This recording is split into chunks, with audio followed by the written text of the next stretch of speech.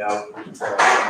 Initially, I want to express the regrets that the members on this page folks could not make it tonight, and send the regrets that they could not do so. I'll report on it was a successful opening of the school, but shouldn't be waiting for that. Just went out and over to the superintendent. Thank you, Dr. Ryan. We have two brief reports tonight. First is the summary of last year's committee work, along with some of our plans for this year. And the second one is just an update on the American Rescue Plan funding. We're required to do once a year summary of that funding. The funding is coming to a close. It will be our last presentation of how we use that federal funding, COVID-related funding. So I think Dr. Ostrowski, you're first, right? Committee work first, or? Yeah. Okay. Thank you. So I just wanted to start by saying thank you to all of the people that join all of our committees. I know it's voluntary and giving of your time is so helpful to all of us. So I speak on behalf of all of us and just want to start off by saying thank you. If you have not yet joined a committee, this is also my opportunity to solicit your engagement. So hopefully you hear something tonight that makes you want to jump on in and join us. Tomorrow I'm going to be sharing a Blackboard message prepared link for all of the different opportunities for committees, and then internally as well for all of our faculty and staff. So I look forward to very robust and active committees this year.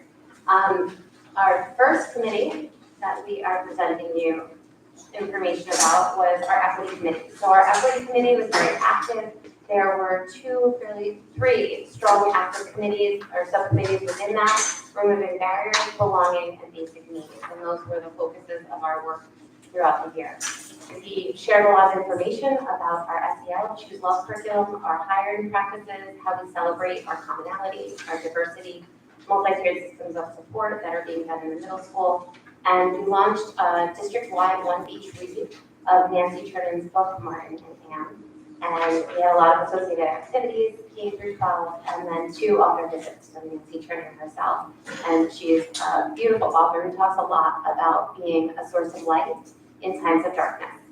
So discussions from this forum really sparked a lot of work around advisory, creating credit recovery, twilight programs, alternative programs, and pathways for students who learn differently. We distributed the Long Beach Resource Guide to buildings and offices throughout the district. We posted it on our website. We shared it with the Long Beach City Council, and it's posted now on their website. So there's a ton of resources in there to help guide families and match them with any resources they need.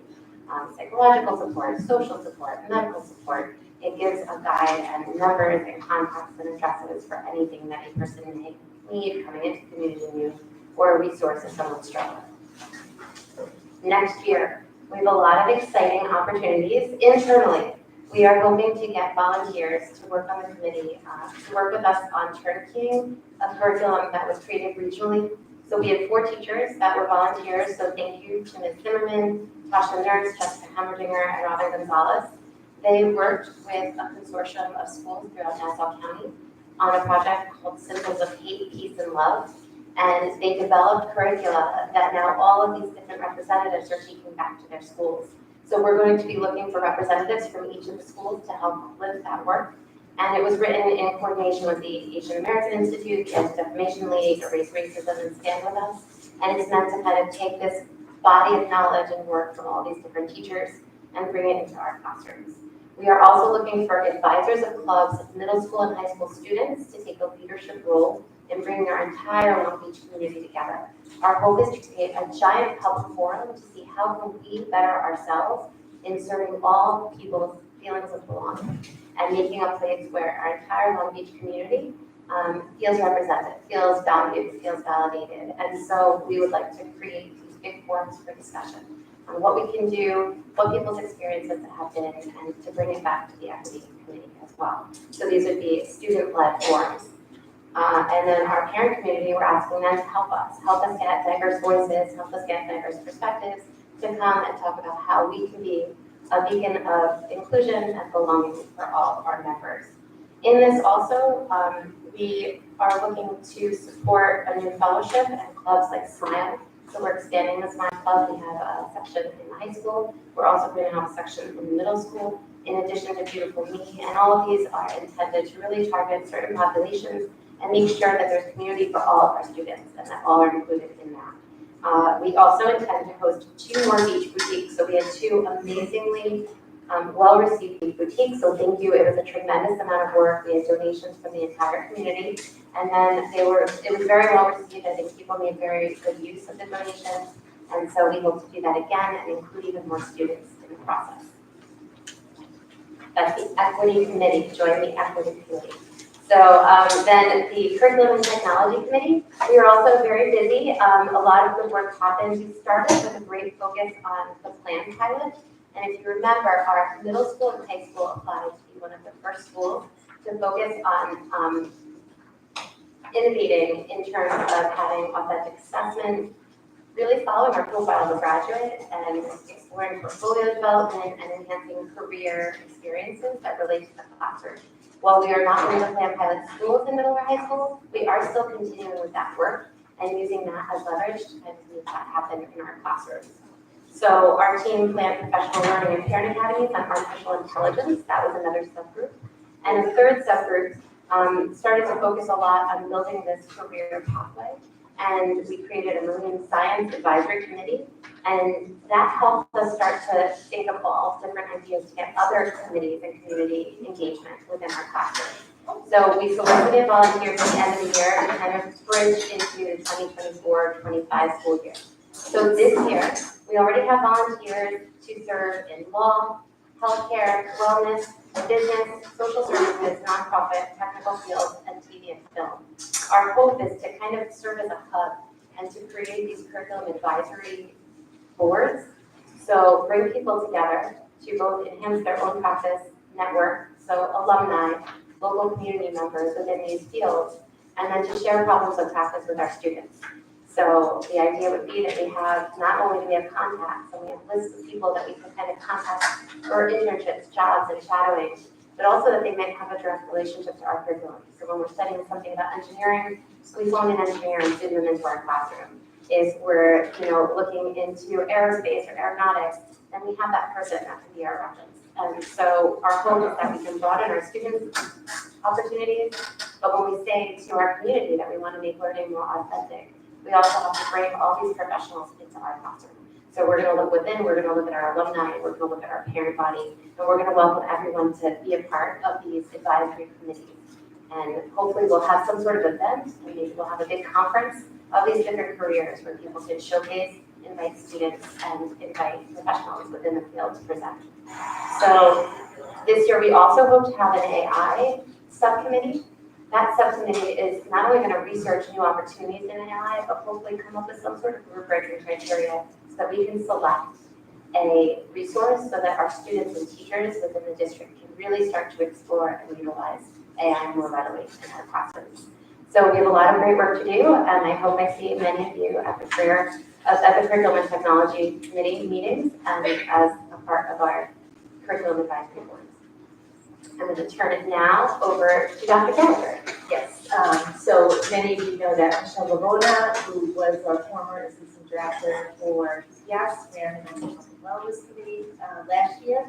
This year, with her departure, I'm going to take that committee over myself. Last year, we hosted our second annual Mental Health and Wellness Fair, which was a great success, and we were successful with the first one. We'll be doing our third annual this year.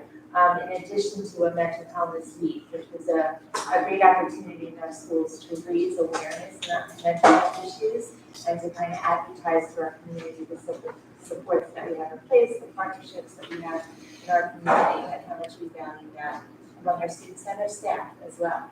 The second subcommittee on the Mental Health and Wellness Committee was the Nutrition Committee. We kind of focused on mental health and also physical health in terms of nutrition. That committee, under the subcommittee under the direction of Pat Swan, our food services director, developed ways to host monthly harvest of the month events, and the kids would get all excited over strawberries and broccoli, maybe not so much broccoli, but strawberries, to talk about in a more systematic way healthy habits, especially healthy eating habits. I think, we all struggle as parents to get our kids into healthy eating habits. When my first daughter went to preschool, I was sending beautiful carrot sticks every day, and then I got the call that she was stealing cheese doodles from the kid next to her. So I certainly understand that as a parent, and I'm always grateful when the schools reinforce those messages as well. And by the same token, campaigns will be put nutritional spotlight posters around the school.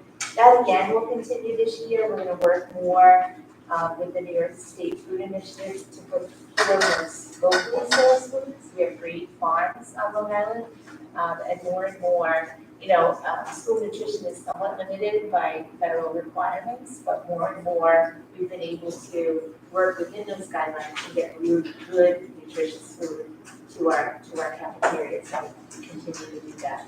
Another initiative they want to work on is multicultural tastes. Fun ways to expose our kids to food from different communities and let them see a variety of food choices. Again, if your children are like mine, they have their certain foods that they stick with, and sometimes a little hard to get them to try new things. But if their friends are all doing it, they might do that. So those would be the two focuses again this year. The other piece for this committee will be to really look at our outside mental health partnerships. That's a big impetus for us in the district this year. Many of you know we partner with REACH, with Northwell Health, and we would like to really look at our partnerships and see if there are better ways that we can work with them to serve our community, expand them even. It's so difficult to find counseling services for children on Long Island now. We hear that parents, even with our partnerships, are on waiting lists for weeks and weeks. And there are tons of providers who don't accept insurance, so lots of barriers to getting students and families the help they need. So we'd like to really prioritize working with our partners on that to see if there are better ways that we can do that here. So that'll be a big part of that community as well. So with that, I will send it to you. Thank you, Dr. Gallagher. Good evening, everybody. A few things that we were really proud of in the Health and Safety Committee over last year was we rescheduled an early dismissal drill. And people were, we had the Wednesday before Thanksgiving for so many years. And one of the things that we said to ourselves as a committee and our BOCES representatives was like, what can we do to make it more effective? And really the purpose of this early dismissal drill is to test our communication and transportation systems, not just to do it the day before Thanksgiving when people get to go home early, and how can we best test it? So we sent out letters to families. We did a parent link in September. We're going to do another one next week to ask people if they're not getting it, then that means we don't have your correct contact information, and then please contact your school. So that's an example of what we're trying to do to really dig deeper into our safety protocols and see what else we can do to just make them more effective. We also did what they call a physical environment review to take a look at our buildings. We had a committee with teachers and other building staff, and we went from building to building. We reviewed what's there, what might be an obstacle, some sort of physical environment barrier, and we did some upgrades and did a whole review of the district on that. We're going to continue to do some training on this workplace violence prevention. This year, also review our building safety protocols again. As you know, for any of the parents who are in the audience, I sent out an email on Wednesday, the first day of school, which was eerily a couple of hours before what happened in Georgia. We were prepared to do that the first day of school to say, listen, you're not going to get noticed when we have these drills, and it was just kind of a very eerie coincidence that the same day something happened in Georgia. But we do really focus and keep looking at what we can do to really enhance our safety and security protocols. So we continue to do that over the year. The new bathrooms that were installed at the high school last summer really have made a difference in the school climate at the high school in terms of alleviating hardly any vandalism at all in the high school, which saved money on our maintenance costs. And it was really remarkable. You talk to some of the high school administrators, it was a game changer at the high school by having these single-use bathrooms that kids really respect. And, I took a review, I looked at them again last week, and they're in great condition. We're also going to, over the course of the year, review some incident reporting procedures to make sure that people are familiar with how to report incidents.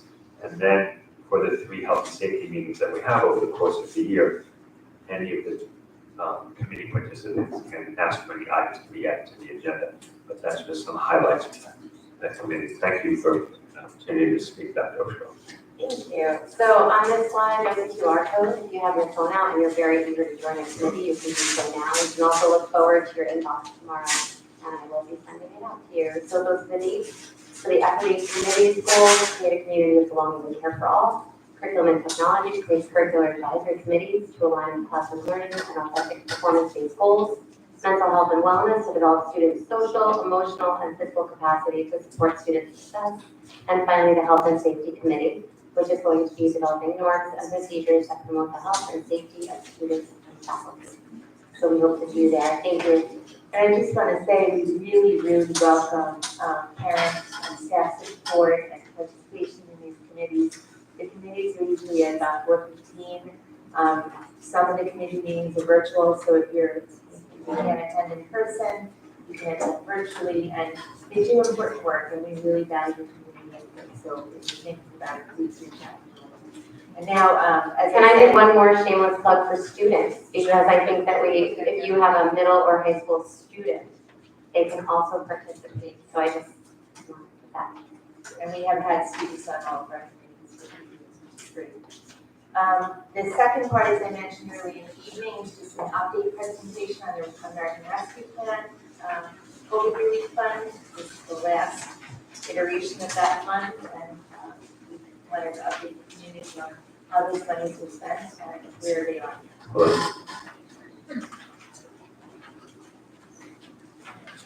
Okay, as Dr. Gallagher said, we're giving an update on the American Rescue Plan funding. We had some initial cost figures when we qualified for the grant, a $3 million grant that has to do with COVID relief. And then over the course of the 3-year period, we were able to do some re-estimates. For example, these are the final costs here.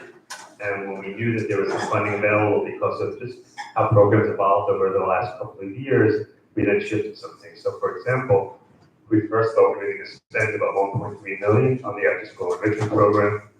We didn't. It turns out we spent about $632,000, and that gave us money to do the Twilight program and to charge that to the grant, and also to charge some fringe benefits on some of the salaries related to wings, which are 2 teachers, and some other positions that you'll see as I move to the following slides. So what's interesting about this grant and the process of 3 years is it allowed districts to have this evolve and to take a look at trying some programs that, again, we're supposed to really bridge some of the gaps and some of the learning loss because of COVID, some enhancement programs, and then just readjust some of these programs and their costs as long as we present it to the community, which we're doing now. We presented a couple of years ago when we revised it, revised cost 1, and then the initial presentation that we did a few years back. So these are the final numbers. The grant is over now, and we're closing it out. We also charge assistant director of special education. We no longer have that position. That was grant funded. And some final costs, we were able to allocate some money towards special needs students. We realized we had some funding for a Long Beach Reach program in the last year. And then this common application, we thought we were going to spend money on it, and we realized that we didn't have to, we can get it for free. So there was some money available, again, some shifting. We had some money for site evaluations. Camp Convention, we decided that it wasn't necessary for us to carry this kind of a figure there for this program over the summer, and it allowed more money for other things. The Cold Spring Harbor program labs, the space flight, preteam really didn't change too much, just some slight adjustments there. And what's interesting is when we thought we were going to replace the cost to replace 7 HVACs, heating, ventilating, and air conditioning units in the high school, this is what the estimate that we got initially, and then it turned out that the cost to do that work, based on the work that was actually needed, was only $52,000, and again, that gave us money to use for other purposes. We decided not to go forward with a fully enclosed greenhouse because we wanted, again, to use that funding for other things, and shifted some money around. We got a plasma cutter that was requested and a CNC router, and that's just a quick recap of our funding and how we spent a little over $3 million over the past 3 or so years. Thank you. What are the comments, anyone? Kelly? thank you for your presentations.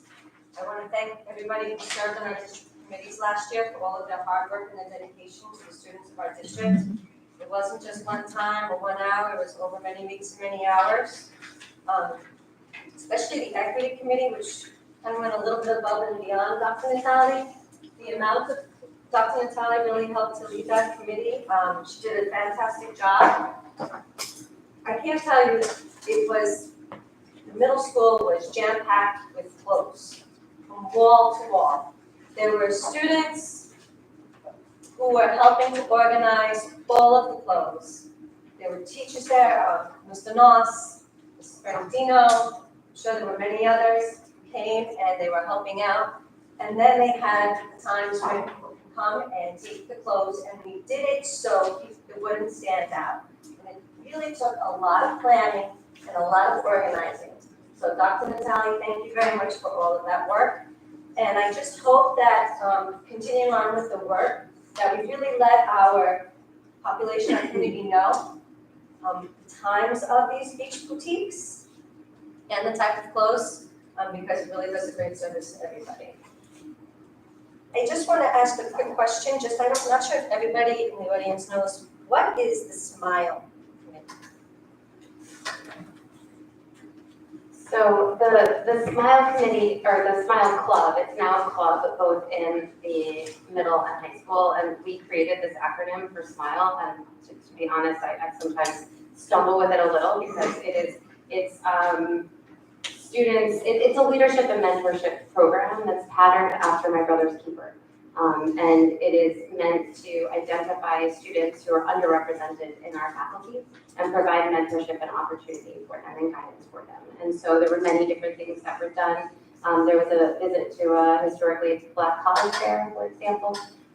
There was targeted visits from people who represent underrepresented groups. There was a judge that came and spoke to our students. There was someone from the NFL. During that time, different mentors worked with students to fill out applications to jobs, internships, applications for summer employment, and checked in with students on their own personal goals and their academic goals. So that club well populated, are there a lot of students in it? Yes, there were regularly between 8 and 25 students that attended all, and definitely when there were visitors and different opportunities, it was 100% attendance. And on other days we had, I think that the minimum was about 8, 9 students. So it was a very popular club. We had a lot of faculty involvement in planning it. And the next phase would actually be to get accreditation for the club under the MBK title so that we can have 2 fellows representing Long Beach schools that participate in more regional events and have access to regional mentors in the area. It sounds like a wonderful opportunity for our students and for our staff. Yes, and so it was in the high school this year, and now we're also going to have a section of that in our middle school. So I know that you put the QR code for all the committees. Mm-hmm. So how else can we get publicity for all of our committees? Especially to encourage student participation, because our student voice is so important. What are our plans? So I'm going to send it out to every person here, and then you can send it out to your entire network. You can post it on all of your Instagram and Facebook sites, and you can put it in everyone's hands and under everyone's noses. And if you have kids who are middle school and high school kids, you can encourage them to attend. I would also like to say one thing about the New York State Food Initiative. A few years back, Mr. Pinto and I were very vocal in trying to get some more local foods. And when Mr. Swan came to be, he really took charge of it, and he's done a wonderful job, such as the strawberries that all the children were getting in the elementary schools. Are we able to expand more of that locally sourced foods, not just to the elementary, maybe to the middle school and to the high school? Well, when we do bring in the Harvest of the Month products, it is for all of our students and all the levels. And we're always trying to see what we can do to increase the use of these locally sourced products. Sometimes it's a little bit hard, it's dependent upon distribution and availability, but we do our best, and we're getting better at it, so we hope to have more this year. No, well, Mr. Swan's been fabulous at it. Please Thank you. give him our thanks for that, and for you too, because I know it was hard work for you as well. The ARPR, American Rescue Plan, is now ended, correct? We're not getting any more funds. at all? No, that grant, It's not, and we've spent it all. We spent our full allocation. okay. So have any of these programs kind of been absorbed by our budget? Well, yes, the Wings teachers Yes?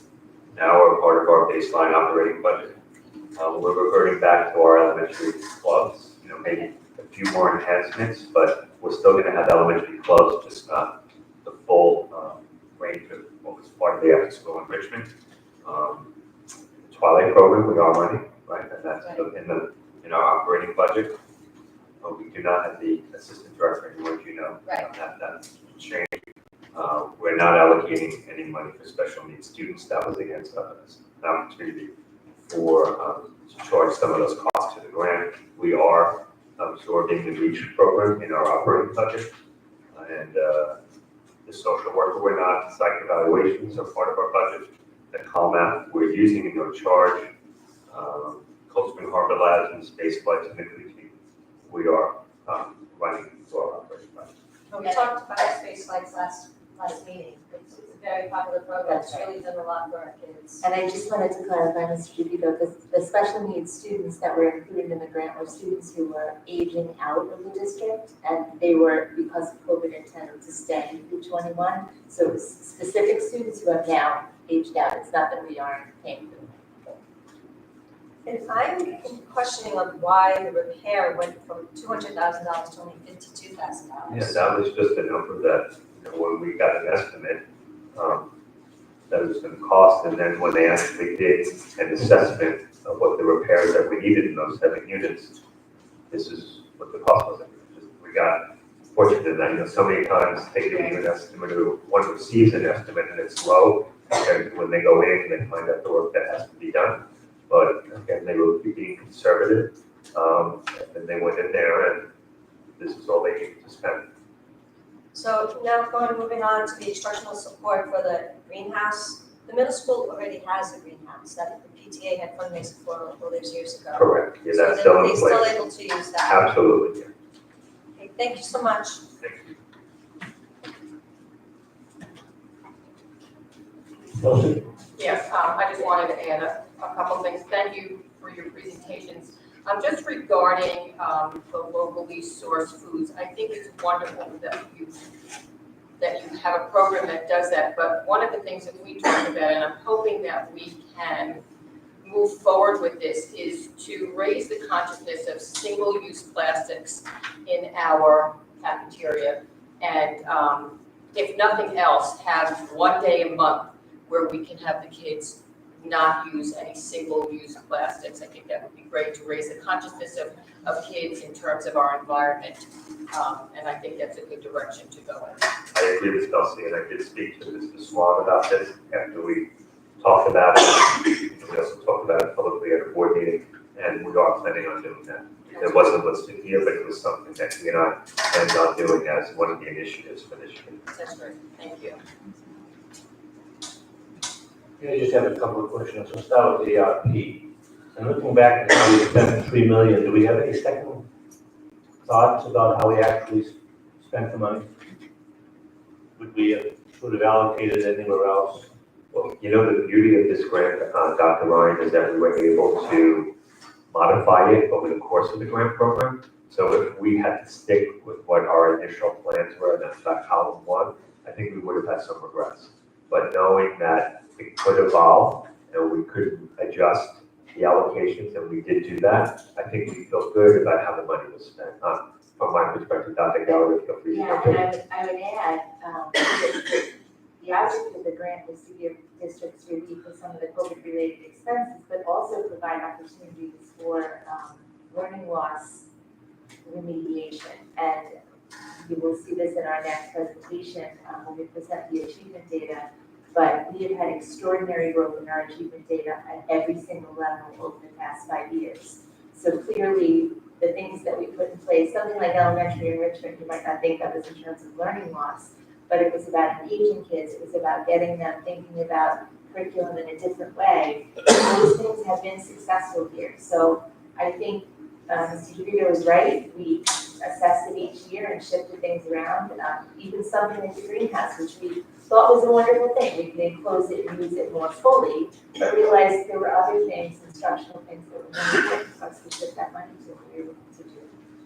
Because you sort of preempted my concern, because when that COVID-19 pandemic struck, the issue that we all heard about was just a great concern about learning loss. And when I looked at the board in terms of this, I see high school tutoring, although 330 was the initial cost, of 30,000 was actually allocated. It gave me concern in terms of whether in fact the money was spent in terms of that. And I addressed specifically a woman who came during one of those meetings and asked specifically about her daughter in chemistry in terms of that, in terms of learning loss. So I guess I'll have to rest with your judgment on that, but in terms of looking at it, when I see greenhouse and some of those other things, learning loss, I can't quite reconcile the two. In terms of the after-school enrichment, I can totally see that in terms of the social benefits that were sort of emphasized also as a result of the COVID pandemic. But the second question is concerning Mr. DeVito, sort of a sidebar to the health and wellness in terms of the safety, the school safety. And do we have protocols for our after-school programs in terms of drills and so many athletic programs and so many clubs and activities meet after school? Is there a protocol for safe drill for those staff and students involved in after-school activities? So it's not, I don't believe it's required in terms of the required drills. I know we've talked about doing it for after school. I have to check with the different buildings to see if it's done, but we did talk about doing drills during non-traditional times, like lunch hour that we typically don't do, or after school, or even during dismissal, and things of that sort. So I'll have to get back to you in terms of what the buildings have done in terms of that. Would that be a future topic possibly of health and wellness? Okay. I just wanted to throw a bouquet to you, Dr. Ostroff. Curriculum instruction is a massive undertaking in the district from pre-K to 12, general ed and special ed. I just wanted to thank you for coordinating these committees and all the work you're doing in curriculum instruction. Thank you. Okay, at this point, student organization announcement. Questions or comments from the public on tonight's agenda only?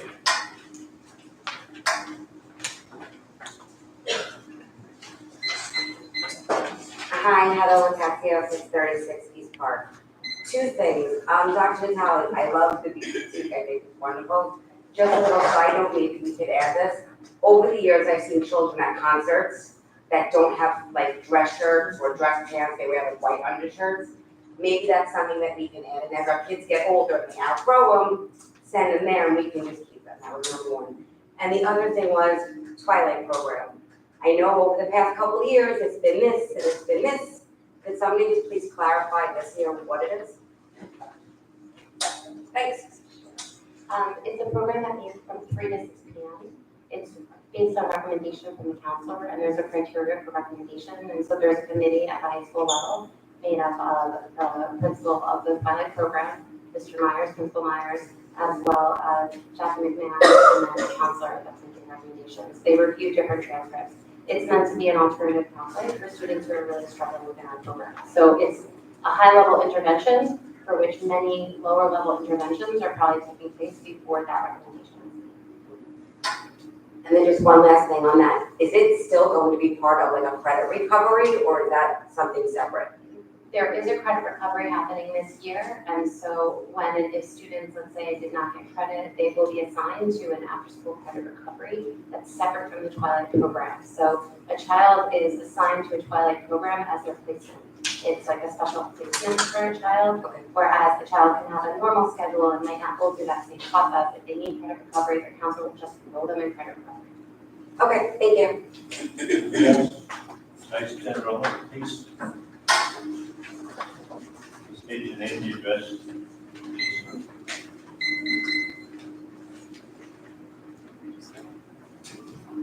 Hi, Tim Kramer, 361 East Yeah, Broadway. the button. Push that. Do you have to keep pushing it? Yeah. Tim Kramer, 361 East Broadway. The first thing I'd like to point out is that almost everybody has single-use plastic in front of them right now, so that might be a good place to start. Well, but anyway, exactly how much money are we over the state allowed limit at this point? Zero? So it went from millions to zero? We adjusted this for the last 2 years. We capped the state limit for 2 years. Longer than 2 years, for 2 years we wanted because we were over either reimbursement money, and there was a risk that we would not receive it, and that the advice of our external auditors, we held more than 4%, so that the district would have been wiped out financially if we did not receive that money. Okay, As so, soon as we received the FEMA money, we reduced it to 4%, where it's scheduled for the next 2 years. so zero out, where, and the money went, where did it go? So if They said we only have a give and take discussion on any questions. Yeah. Oh, okay. This really is important to me. Was this information deliberately held until after? Hold on, you don't even know what my question it is. was never deliberately held. Was it- That's about 3 years. Was it deliberately held until after the school board election? I find that very hard to believe, I gotta be honest with you. And you know what? That information would have changed that election, and quite honestly, that election was stolen. So, am I getting cut off? That, Mrs. Pace and Mr. Pinto, that we should have another special election with this information, because this is egregious. The amount of money and the amount of time is egregious. And if you look at it objectively, that election would have been completely different, because it wasn't that, it wasn't a blowout. It was, 40 votes. And with that information, this would have been totally different. So I got a big problem with that. So, thank you. Anybody else, tonight's agenda only?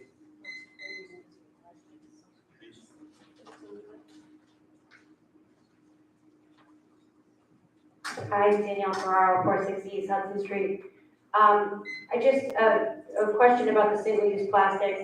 Is it silverware, is it dishes, is it, I just didn't, or what all are being used for just the single use?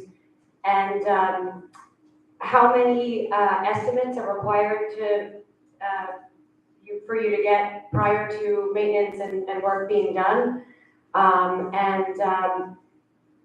With the drills and the safety aspects, is there, what's being done for like emotional support if children are upset around the drills, anything like that? I'll adjust the last one, and Susie recommended to take the first two. So one of the reasons the state has now required us to notify is that we want to be able to provide support for students. We have always done that. Our social workers, psychologists, and building administration teams and teachers often identify students who have anxiety issues we know would be triggered.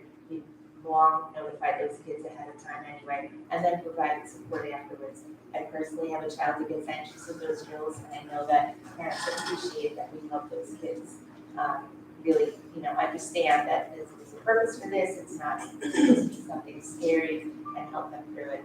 Allowing us to notify you ahead of time now, which is a great, we're totally in agreement with, lets you as parents know that it's coming, and they anticipate that for your child as well.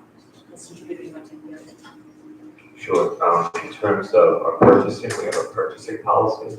So depending on the value of the item that we want to procure, we either have to get verbal quotes or written quotes, and it's either 3 or 5 depending on the level. And if it's under 1,500, it's administrative discretion. And if it's over a certain amount, we actually have to either go out for a public bid, where we use the lowest bidder, or we have to piggyback. You'll see on the agenda tonight, number 4, where the board is approving our use of another, either town or school district contract, where they've already gone through that procurement process, solicited bids, and went with a low bidder. So we always have to follow our purchasing policy on that. In terms of single use, I believe it's just the coverage, so to speak.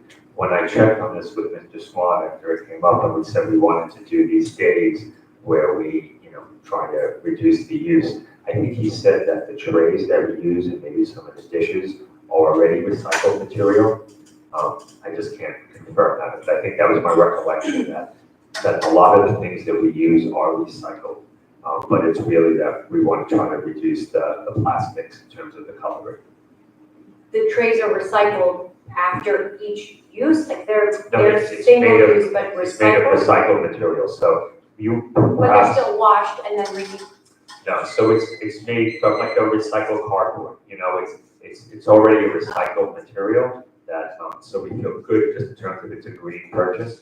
You know how some schools perhaps when you were younger, they had dishwashers and they had, Yeah. we don't have that, you know, in our schools, we haven't had that for a very long time in terms of washing trays, washing actual dishes. It creates a lot of extra cost in terms of, and you need dishwashers, you need a lot of extra staff. So we never really thought to go back to that, even though I have to do some more research in terms of the arguments, in terms of what the cost would be to have dishwashers in all of our buildings, because it's extra cost for labor, and that's where a lot of our costs are anyway, versus what the value is when you are reusing a recycled material like the cardboard trays or some of the other things, and the relative environmental benefits. It's something that we can certainly take a look at. But I think what Mrs. Belsey was talking about was really just the single use in terms of the cutlery and things of that sort. Thank you. Anybody else tonight generally? Okay, moving along. Treasurer's report, July 2024, no action needed. Approval of minutes for executive session of August 20th, 2024, executive session and regular meeting of August 23rd, 2024. May I have a motion? Motion, second. Any discussion? Chelsea? Yes. Yes. Resignation of superintendent? Thank you. I'd ask the board to consider item 1, certificate of personnel. May I have a motion? Motion. May I have a second? Second. Any discussion? Ms. Chelsea? Yes. Conley? Yes. Yes. Item 2, non-certificate of personnel. I'll make a motion. Can I have a second? Second. Ms. Chelsea, any discussion? Yes. Ms. Chelsea votes yes. Ms. Conley? Yes. I vote yes. And items 3 through 7. I'll make a motion. Can I have a second? Second. Any discussion? Yeah, I just want to make sure that we clarify, the graduation outdoor tent is for middle school and high school. It's actually for chairs. It's the tent company, but it's for chairs and the day is set up. Okay. And also for the tennis court resurfacing and repair, which, didn't we do this a few years ago? For the tennis courts? We may have done some of it, but Yes. there are some repairs that need to be made, and we want to fix that, so it's not a safety issue. Is it the tennis courts at the high school? I believe so. I don't think it's the middle, because I think the middle school, we have the Yes. alternative surface there. And I was looking at that the other day, and it looked It looks fine. nice, yeah. It's So just this the high school. Just a couple of cracks in the tennis courts? And how long, once we do this, how long will it take for the tennis courts to be fixed? I'm not quite sure when the schedule to do the work, and like, I just don't know when they're gonna do it. I think. That's all. I just wanted to just thank you, Mr. DeVito, for this line of ladies' comments concerning bids. That you put the person who didn't get the bid as well as the lower bid on the agenda. What is that? Going forward, they look at the bids and those who submitted it, and just make sure that we're in line with that. Grateful for all Can't hear line you. with that request. Can't hear you. I'm sorry, just, the lady who was just at the mic asked about bids and process of bids, and the board has asked that the documents reflect not only the award, the bid awarded, but some of the others who submitted bids, so that we can see, in fact, whether it was the lowest bid, who did get the bid. We're looking to do that to become more transparent in terms of the document. And I wanted to thank Mr. DeVito's office publicly for doing that. Any other discussion? Okay, Ms. Delsey? Yes. Ms. Conway? Yes. I vote yes. Board of Education, additional, new or old business, if any? Yes. Yeah? Yeah, yes, sir. Okay, thank you. First, I was able to go up to the high school yesterday and watch some of the soccer game and the varsity volleyball games. It's wonderful to see so many of our students engaged in their sports, our student athletes. You can see how excited they are, as well as the amount of parents and kids who came out to watch them. I did notice though, Mr. DeVito, that many of the parents, and I don't think they were from Long Beach, but they were parking their cars between the high school and the gym. And then there was a couple of buses behind. So maybe is there a way that we can let, especially those parents who are coming from out of town know that that's really not a They good were parking in the bus lane. They were parking the bus lane. Okay. They should, we can alert security to really make sure they don't do that. Thank you. Also, I've been hearing a little bit about the college courses that were changed towards the beginning of the year. And I would like to know more about the college courses, especially the ones involving college math. Sure. Can you please tell me about the timeline, who's involved, what college credits are involved? Will those students get college credits? Will all the students who were in the original math classes still be getting college credits? So we have run dual enrollment classes through a variety of colleges and universities for a long time. Over the past 3 years, we've been trying to work more and more with Nassau Community College, especially under their president, Jermaine Jackson, who really wanted to bridge the gap of the relationship between Nassau and K-12 institutions. There are only about 13 districts in the entire county that run any dual enrollment courses through Nassau. That they have dropped off over the years because frankly it's difficult to work with, not easy to get teachers accredited, expensive for a community college, and not really that friendly with kids. When kids got there, we were seeing graduation rates from the kids who went to Nassau were not good. Under President Jackson, we tried to get those courses to be more easily accredited, to get some discounts for our free and reduced lunch students, which Nassau does not offer. We were hoping we would make some progress. We do have some courses that we've accredited through Nassau. Over the last 2 years, we've had increasing trouble with them accrediting our teachers. For example, we have a teacher with an MBA in finance and, management, and they wouldn't accredit him because he doesn't have an MBA in finance. These are intro business courses, and someone with an MBA is perfectly capable of teaching them. We had a teacher with a math degree from MIT, undergrad math degree, and got her master's in math education, I believe, from Columbia. Wouldn't accredit her because her master's wasn't just in math. So, again, much more difficult to accredit teachers than any other partner that we work with, which has been really difficult. This year, we were trying to get our college math, so we currently offer college pre-calc and college stats, one through Nassau, one through Malloy. We were trying to get a college math program, which is a little bit more of a general introductory course, accredited through Nassau. We were working with their representative to districts they followed throughout the spring, throughout most of the summer. When we did the course offering booklet, we still weren't sure what college we would get accreditation from, which is why we left it as TBD.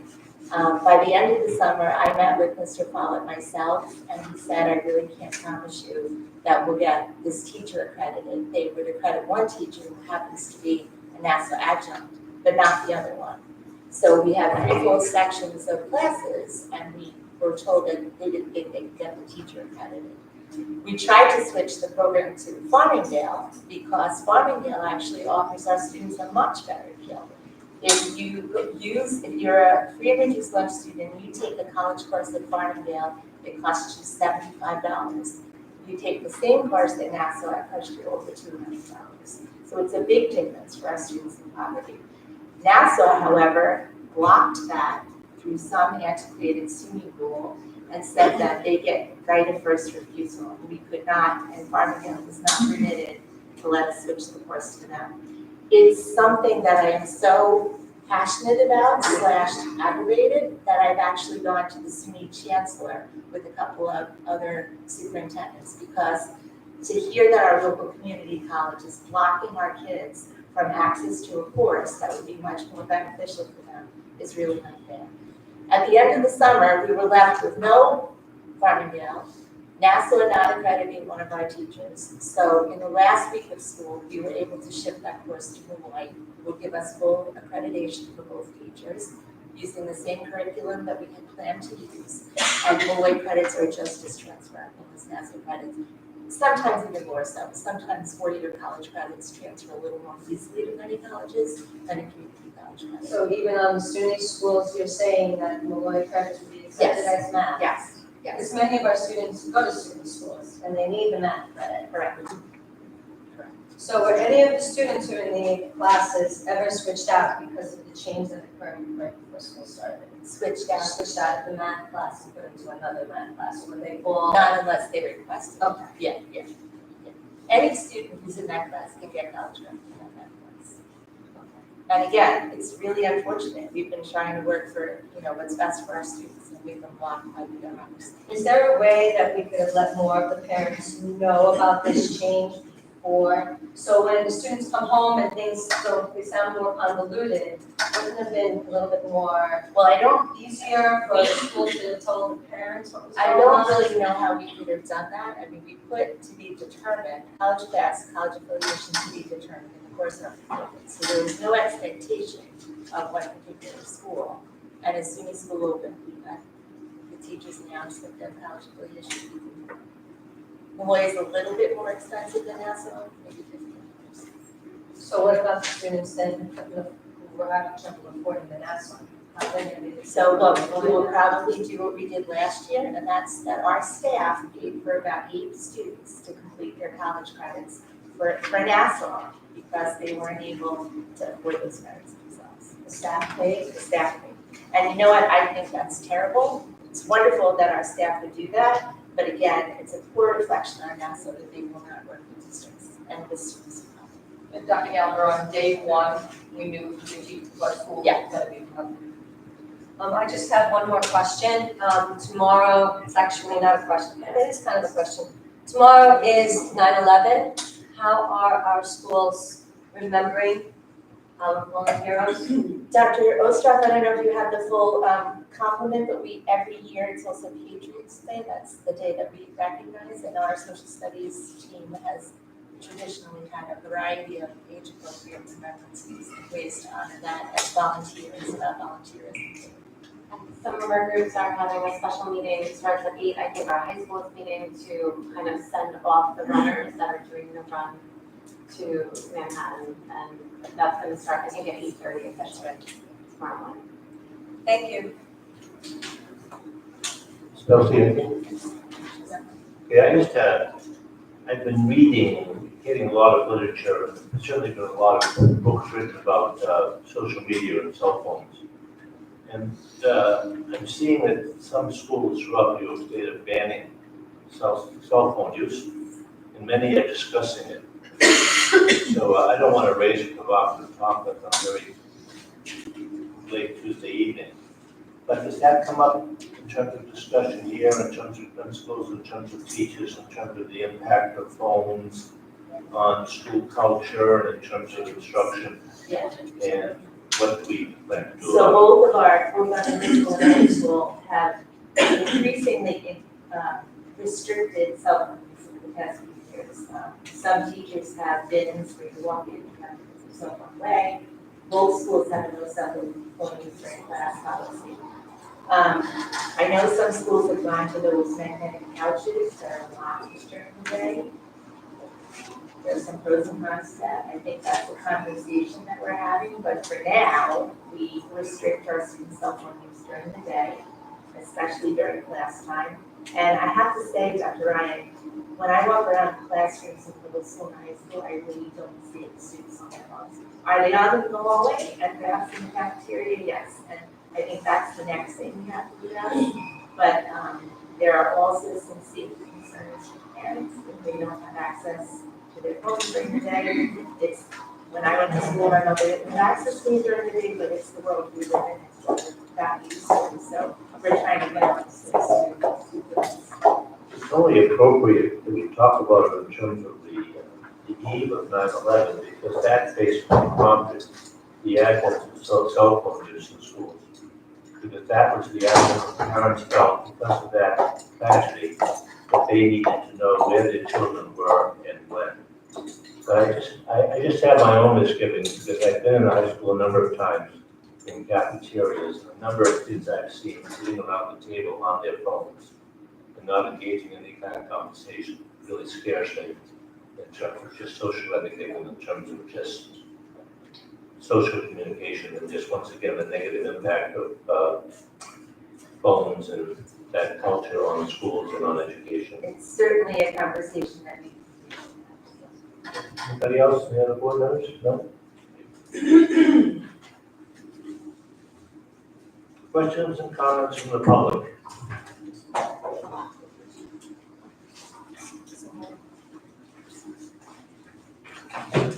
Hi, Christina Kramer, 361 East Broadway. First of all, I'm sitting in the back and I only could hear you, Dr. Ryan. Something has to be done about the microphones. I couldn't hear most of the conversation. Let's see. So I'm just curious, this has been mentioned in previous board meetings. Are we still planning on going to electric buses? Okay, well, once again, I'm going to ask the district to do their research and start advocating for the residents and the children.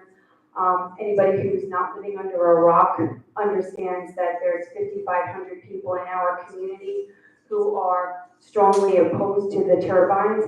And in learning about the turbines, we also learned that they're planning to put high voltage cables underneath our streets, just 36 inches beneath the ground, that are cancer and leukemia causing. The turbines are also going to cause infrasound issues, especially with autistic or sensory challenged people. And also in learning about the turbines, we've learned about BESS systems, which are battery energy supply systems. They want to put one right here in the Barrett substation. And if they put that there, then we're going to have shutdowns and lockdowns because they're known to just randomly explode. And when they explode, the poisons and toxins will cause school shutdowns all over the place. So my question here is, when we start talking about when we start learning about the batteries and the lithium batteries that they want to put in the buses, which are also going to cost $400,000 a bus. We don't have the infrastructure. It's dangerous. You guys line them up out there like soldiers, and when one of them goes off, all of them goes off. We live in a flood-prone community. Electric buses, when they go on fire, water doesn't do anything but make them expand. So I'm asking for the school to, I understand what the government says. I'm asking for the board to advocate for this community, this flood-prone community, and let them know that we don't want electric buses, we don't need them, and our taxpayer dollars don't need to be spent like that when we have natural gas buses and we already have the infrastructure there. So that's a battle I'd like to see taken on. And then, just to continue on this whole turbine thing, our group has been growing. I have been invited to meetings in the North Shore, and Swazi's there, all of the elected leaders, and their school boards are there. And I'm wondering, can we get some school board support, talking to D'Esposito, Ari Brown, Patricia Canzaneri, Fitzpatrick, other school boards are getting involved. Is this another thing that we won't advocate for our community against, or we're just going to sit back and take another hit from the government? Love it.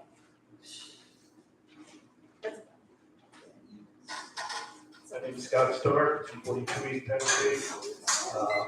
I come here not only as a lifelong resident of Long Beach, a graduate of the school system, a teacher at the school, most importantly as a parent. Dr. Gallagher, I hope you know how much I respect you, but I must correct you. The information you just gave is inaccurate. The teacher with the master's from Columbia is teaching a Nassau Community College class right now. The teacher that was not approved didn't have a master's degree at the time. But I want to read my notes. My name is Scott Stark. I'm here to discuss the dual enrollment program at Malloy University. We're all aware, we have a partnership with Nassau Community College for 7 classes where students were eligible to receive college credit from Nassau Community College while taking classes in high school. While there are many benefits to this, the primary benefit, in my opinion, is the seamless transferability of those credits to all SUNY and CUNY institutions as per the SUNY Seamless Transfer Program. Not only must all SUNY institutions accept these credits earned through Nassau Community College, but they must accept them as the class they are. Not as elective credits, not as advanced standing, not as requirement waivers or a combination, but for the class that it is. I became aware that we were changing to Malloy University on Thursday, August 29th. The class that I taught for 2 years and wrote the curriculum for is now Malloy University. On Wednesday, the first day of classes, is when I was told that the curriculum we had was acceptable. I'm sure you can understand that put me in a precarious situation as a teacher. While this change may have been made with good intentions, I believe it's ultimately detrimental to our students and their families for several significant reasons. First and foremost, we must consider the financial impact on our students. Nassau Community College offers dual enrollment credits at a cost that is accessible to many of our families. The shift to Malloy brings with it a higher price tag, which places an unnecessary burden on our students and families. At a time when families are already grappling with rising costs in so many areas of life, this increase is not justifiable. Moreover, the transferability of these credits is a crucial concern. Nassau credits are seamlessly accepted at all SUNY and CUNY institutions, as well as hundreds of colleges and universities nationwide. This is a significant advantage for our students, providing them with a clear and direct pathway to continue their education beyond high school. In stark contrast, Malloy University's own website provides a cautionary note regarding the transferability of their credits, and I quote from their website: "Please keep in mind that credit transfer practices vary by school. Colleges and universities that accept college credits earned through a high school program will accept Malloy University credits. Students may receive elective credits, advanced standing placement, requirement waivers, or a combination of the aforementioned. Most colleges require a minimum grade of C or better." That's 3 minutes already? All right, well. You wanted to summarize this? I'd summarize by saying this. If Malloy is a better choice, then why are we still having our statistics class through Nassau Community College? That does not make sense to me. The way these decisions were made doesn't make sense to me. I understand, I would like to read this part, okay? I understand, and I will be full disclosure, I am the adjunct you referred to before at Nassau Community College, okay? I get nothing from this. But I think our students being able to attend a SUNY college and take statistics or introductory math and get that class at that SUNY college is a high priority. Had we been with Malloy, I would pull my own son out of that statistics class, the class I'm not teaching because my son's taking, which is fine. But my point is, yes, Nassau is archaic. Their management leaves a lot to be desired. That being said, we shouldn't flinch from the hard work because an easier path for us as the adults exists. These credits from Malloy University do not transfer as seamlessly as the credits from Nassau. SUNY Cortland, for instance, Math 1100, yes, Close up, please. Math 1100, the course that we call College Math at Malloy, is accepted as an elective credit at SUNY Cortland. You can look it up on their own website. Okay, thank you. And Mr. Stark, it's the same coding for the course at NASA. I didn't look it up online. I'm sorry, I didn't hear that. Say that again? That course for both Nassau and Malloy is accepted the same way by SUNY Cortland. You can look that up. I did look it up. Okay. Thank you, Mr. Stark. Do you want us to have that since you weren't able to finish? I made some changes, so I can give it to you Okay, after, but yes, I will send it. Thank you. thank you. Any other questions or comments from the public? Okay. Hi, Joanne Cat, 445 East Dollar Street. I wasn't gonna ask any questions, but I was inspired by the recovery presentation. One thing I have, is the school looking into anything about a panic button or a safety alert? I know that the recent Georgia shooting, it saved hundreds of lives, that panic button. I don't know if the school is, you already have them in place. The second question is, there was like the HVACs in the school repair through that Recovery Act. I was wondering, is there like a ticketing system or something, right? Like I haven't bought pants for my children in 3 years at East because the heat in the winter is so hot and you can't regulate it. The pipes need to be looked at. Is there, do you go every year to check and get estimates? Do you come in and assess the situation? Our playground slide is also like wobbly and a little bit dangerous, probably a little bit more dangerous than the tennis courts. Like, is there a process in when you come in and evaluate and get estimates and let us know? Yeah, that's part of the capital projects process. Every spring, the budget, we have a priorities list of capital projects we need to address. And the board deliberates which are the ones that we have to do, which are the ones we can put off. You know, it's a little bit of a, as it is in your home, you know, you try to do what's most necessary first. And then we do other bids. We do that process as well. And I also say, being part of the capital committee, playgrounds were a major priority for us. But after everything that occurred, it was kind of just put a little bit on the back burner. Not that much though, it's going to be something that we're going to look forward to again. This year when we did the building meetings and I went around and we looked at all the buildings, I heard about the playground at East. So I know I brought it up to Mr. DeVito before, and so is Mr. Pinto, to look at playgrounds and to ensure that they're all safe and they're all up to code and they're all great for our kids. Because I know it's not just the East School playground, but it's also Martell and West and the wood chips. So when you talk to them, it's not just fixing a slide here or there. It's like, okay, how can we really make this playground better for all of our kids? So we don't want to just do like Band-Aids. We want to fix it so it's nice for everybody. But there is a process. For example, if there is a slide that's broken, the head custodian in the building should put in a work order. The work order goes to facilities. If our in-house, we have some in-house mechanics, we have carpenters, plumbers, electricians on staff. If they cannot resolve that repair or maintenance issue, we bring in a contractor or a vendor, and that goes through that purchasing policy in terms of, well, what's the cost? Can we piggyback on a contract that already exists, or do we have to go out to bid or get quotes, verbal and written? So if there is an issue, it should immediately be addressed.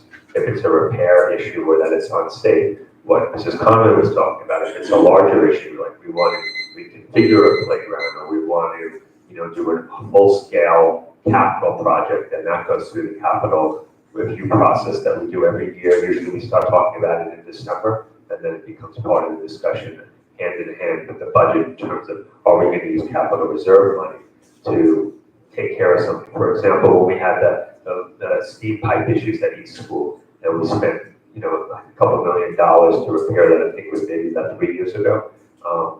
We went in there, it was something that was discussed with the board, we knew we had to address it, and there was an insulation issue. We put insulation between the crawl space and the first floor to take care of that. So if there are issues, we do deal with it, but if it's a bigger issue, like changing the whole HVAC system at each school, it's large, it's not just a repair. It's, we have to completely overhaul it. That's part of a large capital project. And I know that, the head custodian works very hard in each school with the staff to try to regulate the heat, do what they can, but it's an old system. So similar to an old apartment building, if you ever live in New York City and you have those old apartment buildings, typically you open the window to get some, just to regulate it because it's just so old that it's hard to regulate. It's just hard to regulate.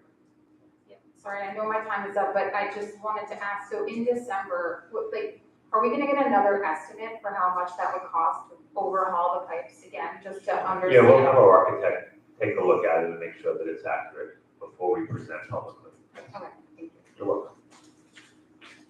Hi, Joanne stole most of my questions. Maureen Alvarado, 613 Monroe Boulevard. I agree, I would love to see a new estimate, especially because of a lot of the presentations that you realize that a lot less needed to be spent. That would be fantastic. I have a question for the board members present. How many of you went to speak at the Rockefeller presentations about the funding? Brian, Mrs. Belsey. Did any of you meet with the Rockefeller board members? I've been talking to NISBA about it. We've had plenty of webinars that I've been on, engaged with them, just to hear what NISBA is planning on doing, so we can kind of work together more as a cohort, not as separate entities. Okay, because they came down here, from Farmingdale, and Kristen McChesney, who we should Yes, have. I was away. Yeah, perfect, who we should have elected, she was there, and then, myself and Joanne and Kristen, we met with one of the board members one-on-one, and he was fantastic. Where do we get the idea that we're, automatically losing funding, not that it could go the other way? Just wondering. Just, I know we've been overfunded, but where do we get that idea? So both of our professional organizations have been lobbying for a change in the funding formula to one that's fair, that gives a bigger base amount for Yeah. schools. The problem is that any formula that we've seen results in a reduction in funding costs. We hope less than the total last year. Right. But the But problem. plenty of people at that Rockefeller thing advocated and said the exact same thing. We know we've been overfunded, but needs have been raised. So I'm just saying, I don't want to eat up my time, but I'm just saying, advocacy is amazing. And you just said you advocated for the other things. We need support. You're the board, we're not. I mean, that's all on that. And then one of the slides, the first thing you mentioned was equity. You said that it takes a work order to change something. Is everyone here aware that the elevator at East School was broken and that a child now is there in a wheelchair and she had to leave school early every day because she couldn't get upstairs? So she and her 5-year-old self had to say goodbye to her friends and ask her mommy why she couldn't go to school because the elevator was broken at East. We are aware it was repaired. It was repaired, but not in time. When her mother made sure in May, they knew that she would be in a wheelchair. But the tennis court is being fixed. I don't know that we were aware in May. All I can say is. There's documentation about it. But I mean, you may be right, I don't know about that. What I can say is that when it was brought to my attention by the principal, I immediately called our director of facilities, Dr. Kramer, and said, what's the plan for the elevator? He said the part was ordered months ago that was needed, and we were waiting for it to come in. And we do know that that has been accurate in a lot of things with supply chain delays. We had to wait, I think we ordered new HVAC units for the public library maybe about 2 years ago, and they just came in now. Yes, So I know there are some supply chain. delays. I certainly don't know offhand when those parts were ordered, but I do know that as soon as I asked, the director said he was aware of it. They were ordered a while ago. They were waiting for it to come in. Because the reason why I had asked was when we knew that there was going to be a student who was going to come in who had a temporary situation. I mean, and Mrs. Connolly was making arrangements for that student. And we asked, can you please, now the park comes in, do it. They said that they would finish it. I believe that was completed at the end of last week. So it was a couple of days. I don't know exactly, but I know they came in on that Wednesday and they were working Wednesday, Thursday, and Friday. I thought it was completed on Friday. If it wasn't, but I know they were working on it. It's completed today, but thanks. Thank you so much.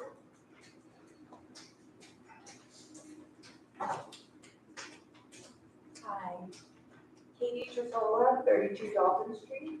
I have a question that I'm hoping that we can get like a real grown-up answer to. I now have 2 kids at 2 different schools because the powers that be decided to change where the ICT classes are going to be held.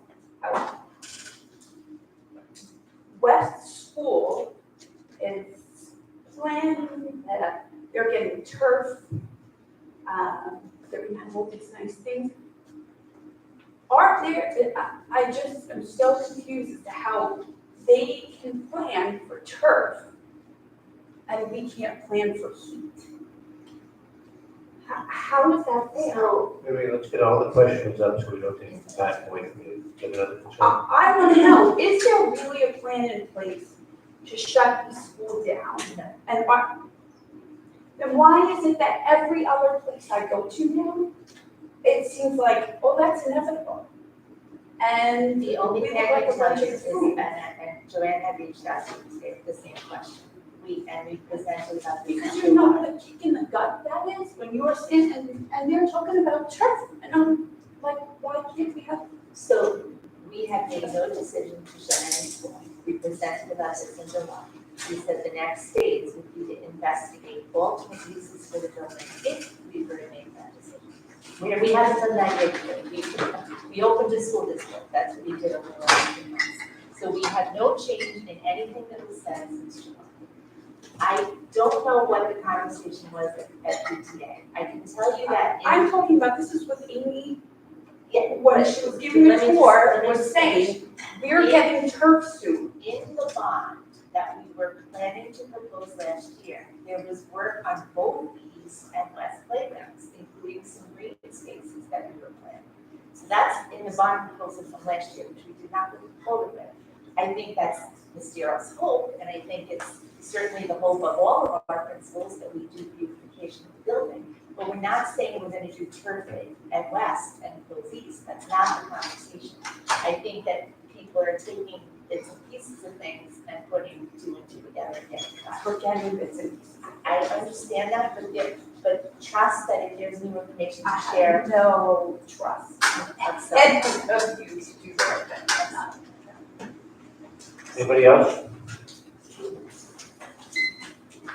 Hi, Sophia Rodriguez, 360 Park Avenue. Just kind of to piggyback on what you said, I just had a quick question on enrollment at least. Have any new students been able to enroll other than like the pre-K? If any, yes. It was just that one, just about enrollment. I heard that new students. Wish to enroll there, and we do have some, knowing that there is some doubt about the future of the school, we were permitted to enroll there in more grades than just pre. And have any new students been I enrolled? believe there were certainly the 18 in pre-K, and I think there were 2 others. Just two. And how about the other schools? Like, I don't know, you might not know offhand, but, okay. Anybody else?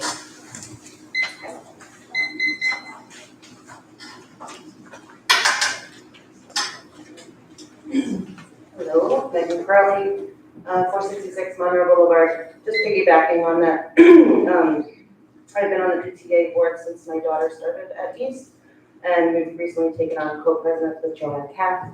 And I just wanted to add on that the loss of students, the loss of over 60 students, is making it very, very difficult for the PTA to raise the funds we need for the students of this district who happen to reside at East School. So I want you to know and remember that that's very difficult for us to raise money without the families. We're short over 60 students.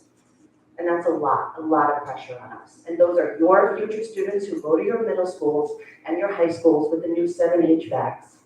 Those are still students of this district. And I want to remind you all of that. Thank you.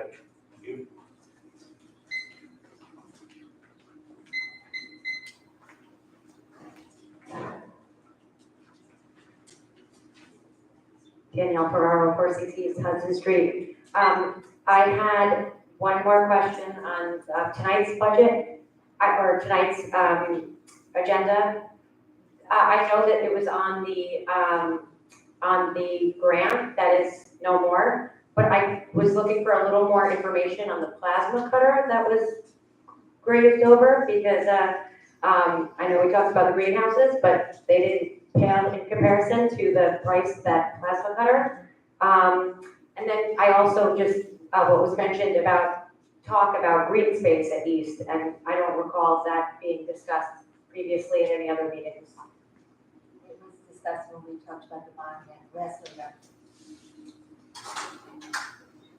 The plasma cutter and the other CNC router, I don't know my tech, were both purchases for our robotics program at the high school.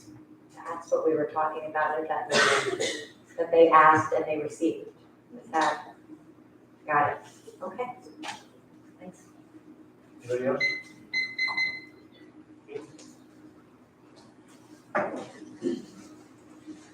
Announcements?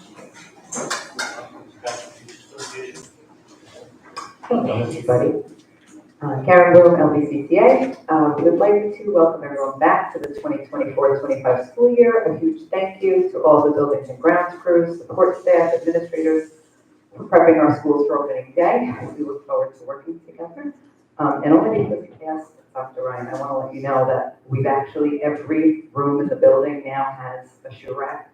And every class, students come in and they're required to put their cell phones in. So it's no longer optional. It's been the best thing we ever did. And we've had the best start in since pre-COVID. So just want to let you know, have a great school year. Administrative Supervisor, BPSU. Good evening, welcome back to everyone. Start of school year, we'd like to thank all of the employees of Long Beach Public Schools, in whatever capacity they work, for ensuring a smooth, successful start to the school year. We'd also like to thank parents for trusting us in our schools and sending children to our schools as we provide a safe, quality education for all. And Dr. Ryan, also in middle school, we are phone free as well. So there's no phones in the cafeteria, there's no phones in the classroom. So, thank you. Looking forward to a great school year. Thank you. Of the SCA. Teacher Association. Hi, we just wanted to again welcome all of our staff and students now. All of them. Can you hear me now? Yeah. All of our PTAs have been holding their first meetings, and they're all been very well attended. We've been trying to encourage our boards who are deceased, you don't need the memo, but we need to get more board members and more PTA members out to our board meetings. And on the flip side, I was noticing as I was explaining to Leo parents about the Board of Education, how a lot of our new parents don't understand what the Board of Ed is and what you do. So we encourage Board of Ed members to show your face in our meeting, maybe just, introduce yourself. I know last year one of the bigger board members attended a couple meetings and gave email addresses and phone numbers, and I think that was very well received because, you see a lot of questions and comments on Facebook and people don't necessarily understand that they can come here, so they're putting face in that answer, so. Thank you. And motion to adjourn. Motion. All in favor? Aye. Unanimous.